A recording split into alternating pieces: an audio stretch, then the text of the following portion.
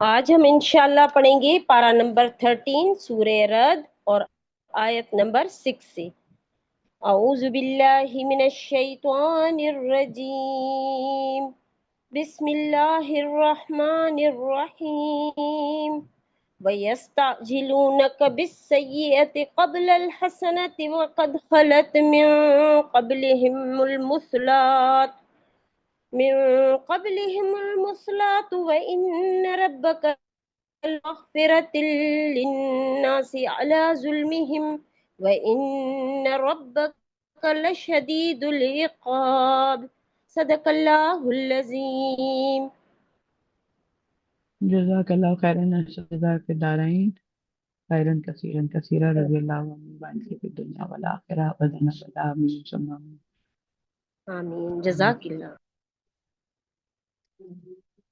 या अल्लाह औज़ु बिल्लाहि मिनश शैतानिर रजीम बिस्मिल्लाहिर रहमानिर रहीम रब्बि इश्रह ली सदरी व यस्सिर ली अमरी वहलुल उक़दतम मिन लिसानी यफ़क़हू क़ौली रब्बि ज़िदनी इल्मा अल्लाहुम्मा फ़क़्हिना फ़िद्दीन। इसका तर्जुमा कुछ यूं है। सूरह राद और पारा नंबर 13 आयत नंबर 6। औज़ु बिल्लाहि मिनश शैतानिर रजीम बिस्मिल्लाहिर रहमानिर रहीम। अल्लाह वही है जिसने आसमानों को सतूनों के बगैर बुलंद किया। क्या तुम उनको देखते हो कि वो फिर वो अर्श पर जलवा फरमा हुआ और सूरज और चांद को मुसख्खर किया, सब एक मुकर्रर मुद्दत के लिए चल रहे हैं। वो अमर की तदबीर करता है, आयात की तफसील बयान करता है ताकि तुम अपने रब की मुलाकात पर यकीन लाओ। और वो वही है जिसने जमीन को फैलाया और उसमें पहाड़ और नहरें बना दी और हर किस्म के फलों के इसमें दो दो जोड़े बनाए। वो रात को दिन में ढांपता है, बिलाशुबा इसमें अक्लमंद लोगों के लिए दलील है।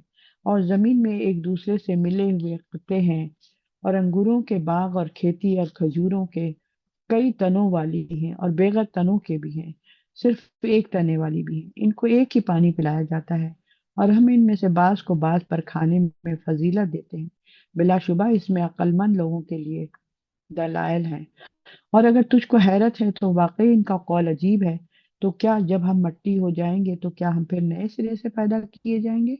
वही है जिन्होंने अपने रब का वही हैं जिन्होंने अपने रब का इनकार किया और वही हैं जिनकी गर्दनों में तौक होंगे और वही लोग हैं जहन्नुम जो उसमें हमेशा रहेंगे। और वो तुझसे भलाई से कबल बुराई मांगने में जल्दी करते हैं और इनसे कबल अजाब गुजर चुके हैं।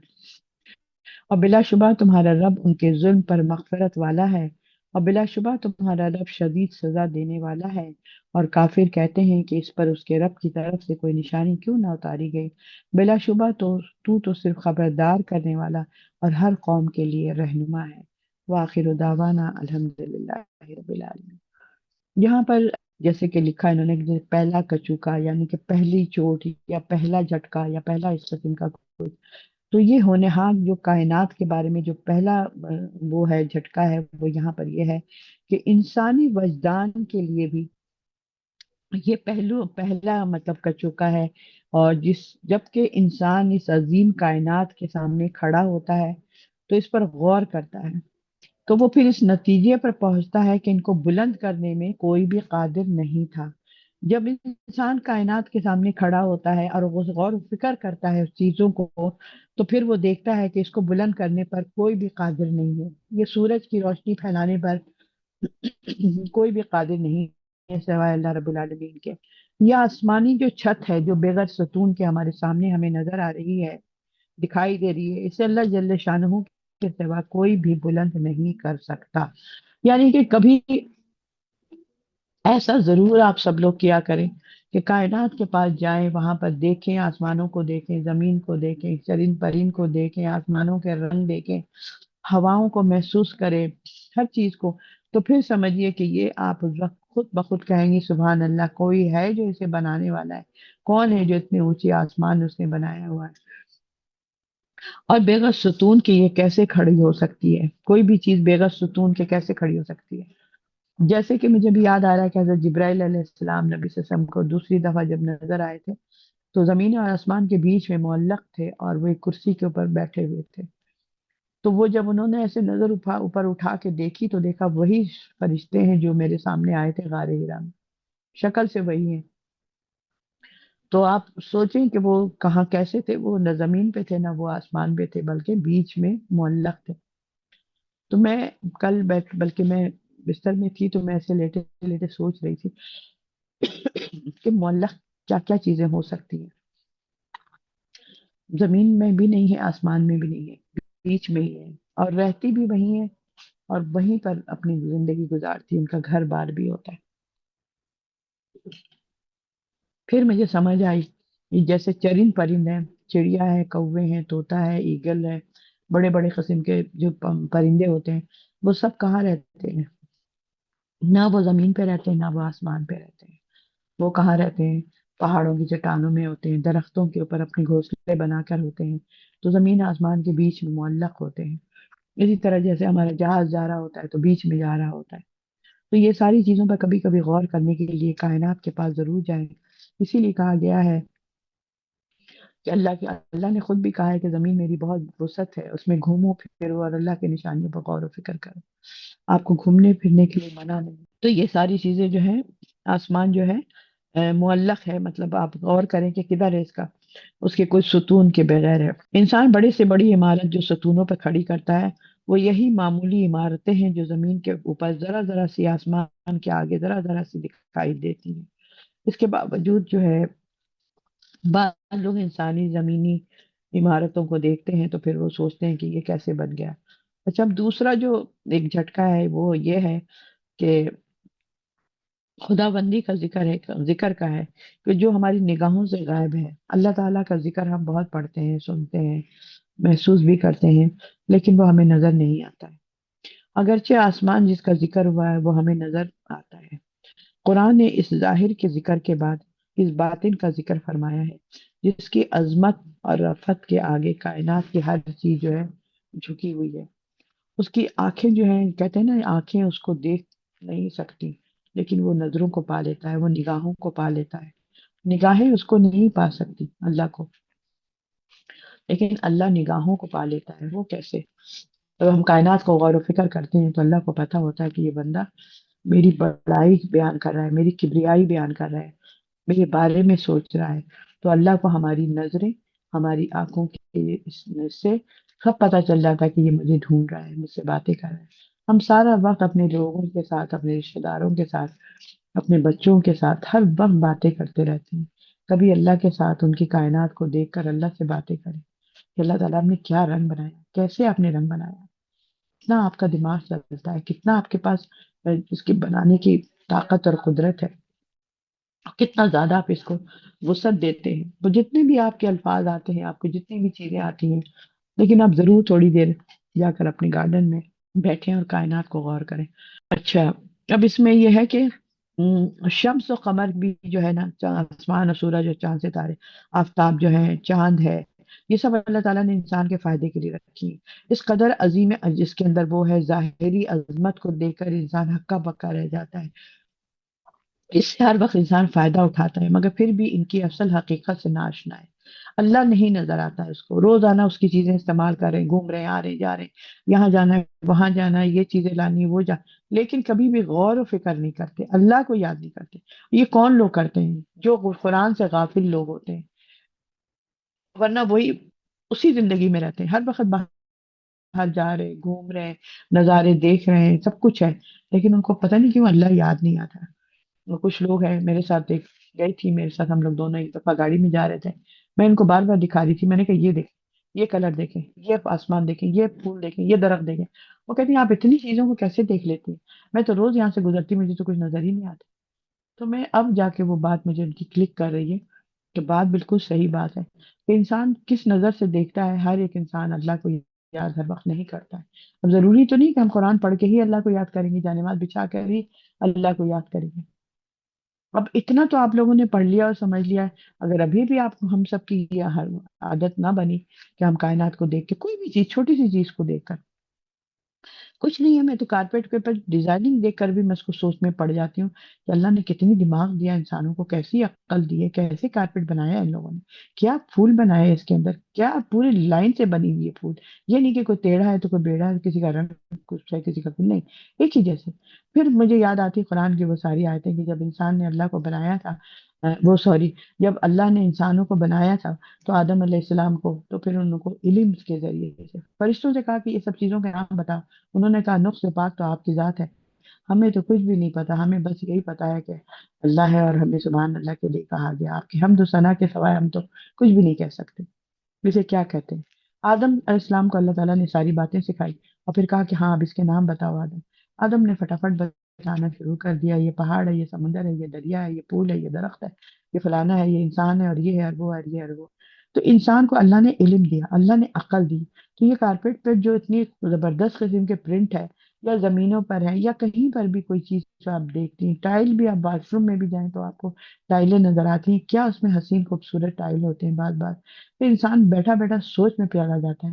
آپ بولیں گے کہ لوگ باتھ روم میں غور و خوض کر رہے ہیں. کیوں نہیں غور و خوض؟ مومن کے تو اللہ تعالیٰ نے کہا ہے کہ وہ اٹھتے بیٹھتے لیٹتے کروٹ کے بل بھی ہوتا ہے تو مجھے یاد کرتا ہے. کیسے یاد کرتا ہے؟ قرآن صرف پڑھنا تو نہیں ہوتا ہے نا. ہم صرف قرآن پڑھنے کو ہی سمجھتے ہیں کہ ہم اللہ کے ذکر کر رہے ہیں. ہم یہ سب چیزوں کو غور کر کے اللہ کے ذکر کر رہے ہیں. میں اس دن بھی اپنے بچوں سے کہا تھا، میں نے کہا جتنی چیزیں تمہیں بھی باہر نظر آ رہی ہیں، کسی ایک کا نام لے لو، میں اس کی آیتیں بتاتی ہوں جس کے بارے میں اللہ تعالیٰ نے کیا کہا، اس کے بارے میں کیا کہا. پتے جھول رہے ہیں تو اس کے بارے میں، پہاڑ ہیں تو اس کے بارے میں، پتھر ہیں تو اس کے بارے میں، ہر ایک کے اوپر کوئی نہ کوئی قرآن کی آیتیں آپ جاتی ہیں سامنے. اسی طرح میری ایک دوست مری گئی تھی وہاں سے، اس نے مجھے تصویریں کھینچ کے بھیجی کہ دیکھیں میں یہاں آئی ہوئی ہوں، زبردست موسم ہے اور ایسا اور ویسا ہے. میں نے کہا چلے اس آسمان پر اور اس پہاڑوں پر اور یہ درختوں پر، یہ سین کے اوپر مجھے آپ 3 یا 4 آیتیں بھیجیں. لو بھائی ان کی تو ہوا نکل گئی، وہ تو ایک بھی نہ بتا سکی. تو اس کا مطلب ہے ہمارے قرآن کے ساتھ بھی وہ رشتہ مضبوط نہیں ہے. صرف ہم پڑھ لیتے ہیں یہاں پر، اگر مضبوط کریں تو پھر بولنے والے بھی بنیں گے. بولنے والے جو لوگ نہیں بنتے ہیں، اس کا مطلب ہے وہ ابھی تک ایک کھو کے اندر بیٹھے ہوئے ہیں. ٹھیک ہے، اپنے اوپر ایک مکڑے کو ویسے بنایا ہوا جالا اور اس کے اندر چھپ کے بیٹھے ہوئے ہیں. تو یہ کوئی عقل مندی نہیں ہے. باہر نکلیں. اور کوئی اتنی بڑی چیز مشکل نہیں ہے، آسمان پہ نظر ڈالیں، ادھر ادھر نظر ڈالیں، ہر چیز نظر آ جائے گی. اصل میں بات یہ ہے کہ آپ کا عقیدہ کتنا مضبوط ہوا ہے اور اللہ سے آپ کا لنک کتنا زیادہ جڑا ہے. ساری بات ہی یہی کہ اللہ سے لنک کتنا زیادہ جڑا ہے. اس کا مطلب ہے ہمارا لنک ابھی تک اتنا اسٹرانگ ہوا ہی نہیں. ایسا نہ ہو کہ بس ہم صرف اپنی اس نیت سے آتے ہیں کہ لوگ ہمیں واہ واہ کریں گے، یا ہم لوگوں کو بتائیں گے کہ یہ میں کلاس اٹینڈ کرتی ہوں، میں یہ ہوں، میں وہ ہوں. ایسا نہ ہو جائے. تو میری پیاری بہنوں، امید کرتی ہوں کہ آپ لوگ ایسی حرکتیں نہیں کریں گی. اللہ کے ساتھ قریب ہو جائیے، اللہ کی قربت محسوس کیجیے، ان آیتوں کو اپنے اندر آبزرو کیجیے. جیسے ابھی ہماری نشاد بہن کہہ رہی تھی، اللہ تعالیٰ ہم سب کو غور و خوض کرنے والا بنائے. اچھا، اس کے بعد یہاں پر سورج چاند کے بارے میں بھی حکمت تدبیر الہی کیا ہے. اللہ تعالیٰ کی حکمت کیا ہے؟ تدبیر کے سامنے آ کے اللہ سامنے کھڑا ہو جاتا ہے. یعنی اس سب کی ایک حدود مقرر کر دیا اللہ نے، ایک حد مقرر کر دیا. نہ یہ ادھر کراس کر سکتا ہے، نہ یہ ادھر کراس کر سکتا ہے. نہ سورج پہلے نکل سکتا ہے، نہ سورج بعد میں نکل سکتا ہے. نہ سمندر کا پانی جو کھارا اور میٹھے کو اللہ تعالیٰ نے ایک ساتھ بہایا ہے، نہ وہ اس کے ساتھ مل سکتا ہے، نہ وہ اس کے ساتھ مل سکتا ہے. ہر ایک کا اللہ تعالیٰ نے ایک سسٹم بنایا ہے. اگر ہم بچے ہیں تو ابھی ہم بچے رہیں گے کچھ سالوں تک، اس کے بعد ہم جوان ہوں گے، اس کے بعد ہم 1.5 عمر کے ہوں گے، اس کے بعد ہم بوڑھے ہوں گے. اس کے بعد بتدریج ہم اپنے منزل کو اپنے طے کرتے ہوئے چلے جائیں گے. تو اللہ تعالیٰ ایک مقررہ حدود کے ساتھ ساتھ اپنے آپ کو ساتھ چلاتے ہیں، اور یہ سب ایک دوسرے کے اوپر سکتے ہیں. سورج چاند ستارے رات کو ڈھانپ لیتی ہے، دن کو پھر اجالا کر دیتی ہے. یہ ساری چیزیں ہم جو قرآن میں پڑھتے رہتے ہیں. اب یہاں پر بتایا جا رہا ہے کہ دنیا سے آخرت پر استدلال کیا ہے. دنیا سے آخرت پر استدلال کیا ہے کہ تاکہ تم، اللہ تعالیٰ فرماتے ہیں کہ لعلکم بلاقاء ربکم توقنون، یعنی کہ تاکہ تم اپنے رب کی ملاقات پر ایمان لاؤ. یعنی جب تم آیات قرینہ، آیات کائنات کی آیات کو جب تم دیکھتے ہو تو اس کی یقین پر تم پہنچ جاتے ہو کیا ہے. اور اس کائنات ارض و سما کو خالق کائنات کے ہاتھ نے ایجاد کیا ہے. اور پھر قرآنی آیات نے ہمیں تفصیل سے بتایا ہے کہ ان آیات کائنات کے پیچھے کون سی حکمت اور تدبیر کار فرما ہے. ہم لوگ اس عالم کو دیکھتے ہیں کہ تقدیر اور اس کے استحکام اور ضبط کو دیکھ کر خود بخود اس نتیجے پر انسان پہنچ جاتا ہے کہ اسے دنیاوی زندگی کے بعد کائنات پھر اپنے خالق کی طرف لوٹے گی تاکہ انسانی اعمال کا حساب و کتاب سامنے آئے گا اور اچھے اور برے کی جزا اور سزا مرتب ہوگی۔ جیسا کہ ہم نے آج سورہ ملک ہم نے شروع کی ہے، اس میں بھی ہم نے یہی پڑھا ہے کہ میں تمہاری زندگی اور موت میں نے اسی لیے ایجاد کیا، پہلے موت کا ذکر ہے پھر زندگی کا، تاکہ میں تمہیں موت دیتا ہوں پھر میں تمہیں زندگی دوں گا۔ یعنی یہاں دنیا میں ہم مر گئے اور پھر ہم دوبارہ وہاں پر زندہ ہوں گے، اور اب ہم ہمیشہ کے ہمیشہ زندہ رہیں گے۔ لیکن اللہ نے ہمیں دنیا میں کیوں بھیجا ہے؟ تاکہ ہم تمہاری آزمائش کریں کہ تم میں سے بہتر عمل کون کرتا ہے، اور اس کے بعد وہاں جا کر اس کا رزلٹ ہوگا۔ یہ ہمارے دنیا امتحان گاہ ہے، ہم امتحان گاہ کے میدان میں کلاس روم میں بیٹھے ہوئے ہیں اس دنیا میں، اور اس کے بعد ہم یہاں سے سب کچھ لے کر اپنی فائل بند کر کے چلے جائیں گے آخرت میں، اور وہاں پہ جا کے ہماری جزا و سزا کا وہ ہوگا۔ اسی طریقے سے اللہ تعالیٰ ایک جگہ پر فرماتے ہیں، اور وہی تو ہے آیت نمبر جس میں ہے 3 میں، اور وہی تو ہے جس نے زمین کو پھیلایا اور اس میں پہاڑ اور دریا رکھ دیے اور ہر قسم کے پھلوں سے اس کے جوڑے جوڑے بنائے، وہ رات کو دن پر ڈھانپ دیتا ہے، بلا شبہ سوچ بچار کرنے والوں کے لیے اس میں بہت بڑی نشانیاں ہیں۔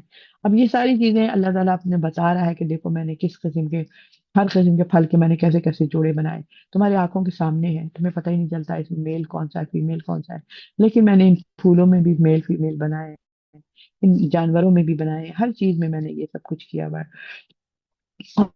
اور اسے آیت نمبر اس میں بھی بتایا جا رہا ہے کہ زمین میں کا جو کچھ ٹکڑا ہے، جو انگوروں کے باغ اور کھیتیاں، غلے، کھجوریں کئی تنوں والی اور صرف ایک تنے والی بھی ہوتی، کھجور کا جو درخت ہے کئی تنے بھی ہوتے ہیں اس میں اور ایک تنے بھی ہوتے ہیں، ان کو پانی ایک ہی ملتا ہے، مگر مزہ میں ہم ان کو ایک دوسرے پر فضیلت دیتے ہیں۔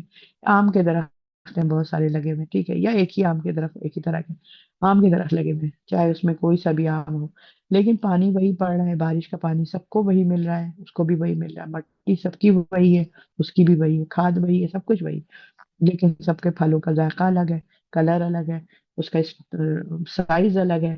تو یہ اللہ تعالیٰ خود بتا رہے ہیں کہ ان کو بھی تو تم غور کرو، آپ کے یہاں اتنے آم کی پیٹیاں آ رہی ہیں، آپ کے پاس چیزیں آ رہی ہیں، فروٹس آ رہے ہیں، آپ غور تو کرو کہ اس کی شکل کیسی ہے، اس کی شکل کیسی ہے، اس کو کیوں چھلکے میں کور کیا اللہ نے، اس کو موٹے چھلکے میں کیا، اس کو پتلے چھلکے میں کیا، ان سب چیزوں پر غور و خوض کر کے استعمال کیا کرے۔ تو یہاں پر یہ جو ہے یہ ساری چیزیں آ جاتی ہیں یہاں پر۔ اب اس میں جو لوگ اللہ تعالیٰ یہاں پر فرما رہے ہیں آیت نمبر 5 میں کہ اگر تو حیران ہو تو حیرانی کی بات تو ان کی یہ ہے کہ کیا جب ہم مٹی ہو جائیں گے، حیران کس بات پر ہو رہے ہیں، جب ہم مٹی ہو جائیں گے تو کیا ہم نئے سرے سے پیدا ہوں گے؟ یہ ان کی دماغ میں نہیں آ رہی ہے، یہ بات کو نہیں ماننے کو تیار ہے کہ ہم دوبارہ کیسے زندہ ہو سکتے ہیں۔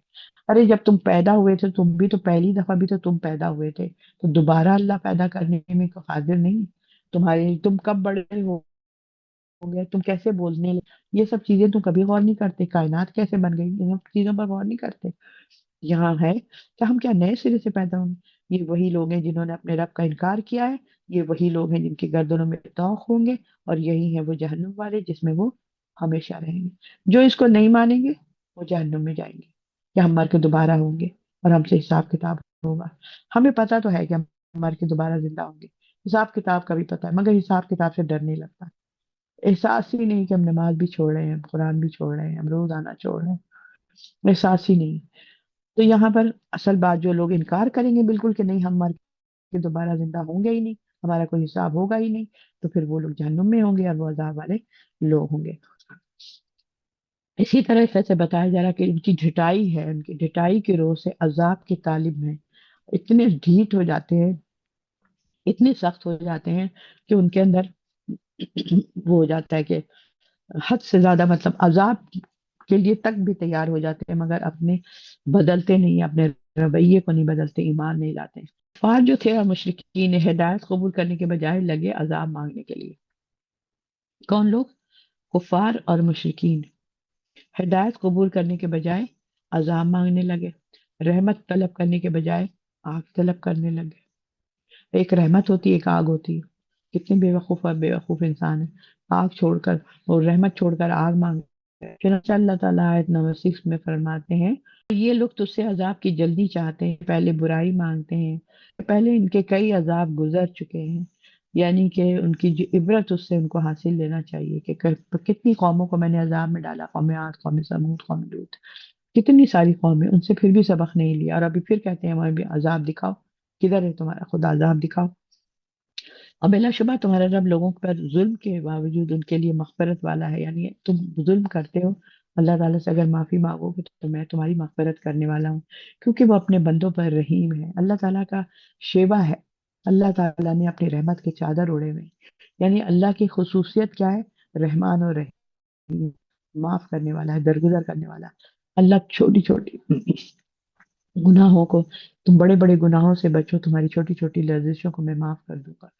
تو اللہ تعالیٰ تو معاف کرنے والا ہے، رحمان اور رحیم ہے، توبہ کے دروازے کو ان کے لیے کھلا رکھتا ہے تاکہ اس کے ذریعے سے ان کی مغفرت کا حقدار بنے۔ یہ والی بات بہت زبردست تھی کہ جب نبی صلی اللہ علیہ وسلم، اب کوئی نبی نہیں آئے گا، کوئی وہ نہیں آئیں گے، پیغمبر نہیں آئیں گے، رسول نہیں آئیں گے، اور یہ کام اب ہم لوگوں کو ہی کرنا ہے، ہم لوگ سب لوگ نبی صلی اللہ علیہ وسلم کے مشن کو لے کے چلیں گے انشاءاللہ۔ امت ہے ہم اللہ کے نبی کے، اور ہم خلیفہ بنائے گئے ہیں اللہ کے۔ تو یہاں پر کیا ہے، وہاں پہ کیا ہے، ایک بڑی مطلب اللہ تعالیٰ نے اس وقت کہا تھا کہ ہاں میں نے آپ لوگوں کو بتایا تھا جب وہ آسمان پہ گئے تھے سدرۃ المنتہا پہ، اور وہاں پہ ساری جو تحفہ ملا تھا، وہاں پہ 3 تحفے میں سے ایک یہ بھی تحفہ ملا تھا۔ ایک خاص نمازوں کا تحفہ تھا کہ 50 نمازیں پڑھنی ہے، پھر معاف ہوتے ہوتے 5 نمازیں ہو گئی تھی، اور پھر دوسرا آمنا رسول کا تحفہ ملا تھا، اور تیسرا تحفہ یہ ملا تھا کہ میں تمہاری امت کو بخش دوں گا، مطلب معاف کرنے کا، کہ اگر بندوں سے، تمہاری امت سے غلطی ہوگی تو میں اسے معاف کر دوں گا۔ تو مغفرت کا بھی ایک ہمیں تحفہ ملا تھا وہاں سے، تو وہ میں نے ایک دفعہ پڑھا تھا، میں نے آپ لوگوں کو بتایا بھی تھا، تو مجھے بہت اچھی لگی تھی، ہمیشہ یاد دلا دیا کرے، اور اللہ تعالیٰ آپ کا بہت بخش، الحمد للہ کہ آپ نے مجھے یاد دلا دیا۔ تو یہاں پر کیا ہے، تو یہ چیزیں ہیں، توبہ کا دروازہ جو ہے نا کھلا رہے گا، اور عذاب کے دروازے سے وہ جب جان بوجھ کر اگر وہ اپنے عذاب کے داخل ہونا چاہتے ہیں تو پھر ایسوں کی تو سزا پھر سخت ہوگی۔ یہاں پر پھر یہ ہے کہ اس آیت سے ہمیں یہ پتہ چلتا ہے کہ اللہ کی مغفرت اس کے عذاب پر مقدم ہے۔ بندے اپنی حماقت سے عذاب میں جلدی مچاتے ہیں، اسباب عذاب کو ڈٹائی سے اختیار کرتے ہیں، پھر بھی اللہ تعالیٰ سزا سے پہلے مغفرت کا اعلان فرماتا ہے کہ مغفرت مانگو گے تو میں سزا معاف کر دوں گا۔ مطلب یہ کہ اللہ تعالیٰ بندوں کی بھلائی چاہتے ہیں، مگر بندے اپنی حماقت اور اپنی برائی کا انتظام کرتے ہیں۔ اس سے اس قسم کے بندوں کی فطرت کا پتہ چلتا ہے، اور ان کی بصیرت جو ہے وہ عقل، شعور، بصیرت، سمجھ سب بجھ جاتی ہے، اور وہ دل کے اندھے ہو جاتے ہیں، کانوں سے بہرے ہو جاتے ہیں، سمم بکمم عموم ہو جاتے ہیں، ہر چیز ان کے سامنے ہوتی ہے مگر انہیں نظر نہیں آتی ہے، پھر وہ جہنم کے حقدار ہوں گے۔ اچھا جی، آیت نمبر 7 ہے، کفار کی موزانہ طلبی، کفار کی موزانہ طلبی، طلب کر رہے ہیں، معاوضہ طلب کر رہے ہیں۔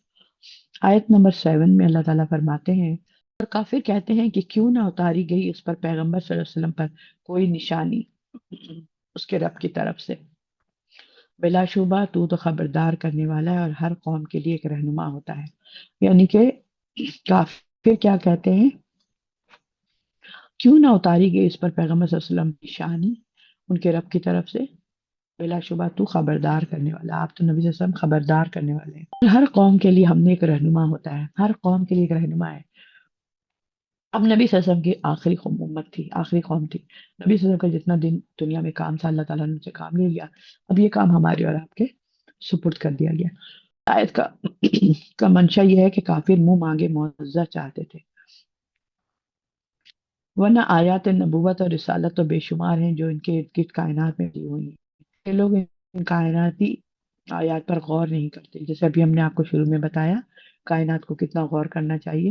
ان لوگوں نے کیا کیا، اللہ کی کائنات میں اللہ تعالیٰ ہر جگہ پھیلا ہوا ہے، مگر ان لوگوں نے کائناتی آیت پر غور نہیں کرتے۔ اگر ہم بھی غور نہیں کریں کائناتی آیتوں کے اوپر تو ہم پر بھی تف ہے، پھر اس کا مطلب ہے رسول اللہ صلی اللہ علیہ وسلم کے بے شمار دیگر معجزات کی طرف بھی نہیں دیکھتے، اور صرف وہ اناز رکھتے ہیں کہ ہر شخص اپنے ہی منہ مانگا معجزہ طلب کر رہا ہے، ہر انسان اپنا اپنا معجزہ دکھاؤ، معجزہ دکھاؤ، معجزہ دکھاؤ، کیا معجزہ دکھاؤ۔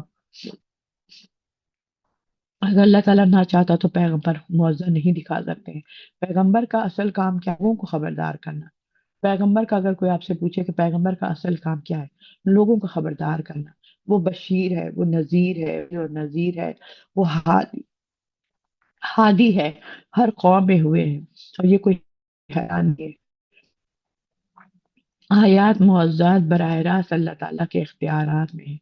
آیات معزات یہ سب تو اللہ کے اس میں ہے نا، لیکن جو رسول نے کیا کیا، بشیر ہے، وہ نذیر ہیں، لوگوں کو خبردار کر رہے ہیں۔ معزہ تو خود سے نہیں دکھا سکتے، اللہ بتا سکتے ہیں۔ تو اسی طرح نبی صلی اللہ علیہ وسلم کی رسالت بھی عام ہے، ہر قوم و ملت کے لیے آپ سے فقط ہدایت طلبی کا کام ہونا چاہیے، نہ کہ معزہ طلبی۔ ٹھیک ہے، معزہ کے لیے طلب مت کرو، آیات کی طلبی کرو کہ آیات بتائیں کہ اللہ نے کیا بتایا۔ تو یہ ہے اصل میں چیز، بس یہ ختم ہوتا ہے۔ انشاءاللہ تعالیٰ اگلی دفعہ 8ویں آیت پڑھیں گے۔ آخر الدعوانا الحمدللہ رب العالمین، ربنا تقبل منا انک انت السمیع العلیم وتب علینا انک انت التواب الرحیم، وصلی اللہ علی خیر خلق اجمعین برحمتک یا ارحم الراحمین، ربنا تقبل منا۔ السلام علیکم۔